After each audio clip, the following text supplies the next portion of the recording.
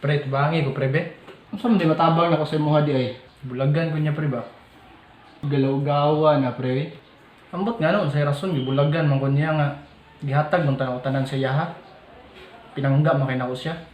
Pag mulakaw, gani ko, mananghit ako sa yaha. Nya, before ko mulakaw, ako pa siyang ginalutuan. Nagapanglaba pa ko. Nya, ako pa jud ang mamalingke. Nya, ginapalitan pa jud ako siya og ganang bisag unsa-unsa nga gusto niya. Pati girl napkin, ako pa yung palit pre nya. Gibulagan ako og kalit. Buwan niya na sa imuha na. Giingnan ra ko nga possessive daw kayo ko. Dili na daw siya sa kuha kay kanang di na daw siya ganahan sa kuha. Sakita sang gibuhat niya sa imuha. Oh, kabalon si buhaton na ako ron. Grabe po na siya eh. Sakit kayo eh. Ikaw daw mong gihatag tanan daw niya. Tanan-tanan mananghid pa ka mulakaw. Para sa mga friends, may buhaton na kuha na pre. Kung ako ang nasa sitwasyon mo pre, una ni mo buhaton ay siya gukda pre. Pasag di siya makunahon na. Kaya og ginagukod man gud mo siya pre, ikaw ray luoy dira jud, tinuod lang. Ikaw ray masakitan.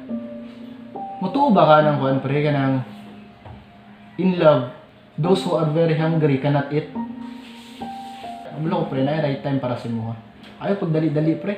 Ayaw siya gukda kayo. Sama sa mga ginaingon pre, ikaw ray luoy pag ginagukod mo siya. Nahuna niya, ingana nang jud kay ka kadesidido jud. Ingana jud kay ka kursunada. Kadua pre, evaluate mo kagalingon. Kay basig nga kay nabuhat ra ba nga mali ba nga wa kabalo. Kay posible mo gud nga biyaan kaniya pre nga kana wala siya rason.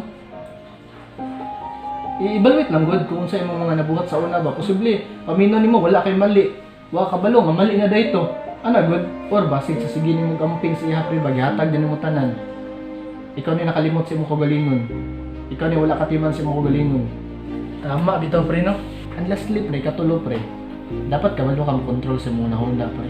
Dapat kabalo ka convince sa imong kagalingon og gano sa ka dapat mo move on. Kay para dili kay ka masakitan, kaya nimo dalon ng sakit ba? Kay pag dili mo na kaya buhaton pre. Depression ang padulungan nimo ana. Isolve na pre. I mean pre kana kung siya mo psychological thinking mo na pre.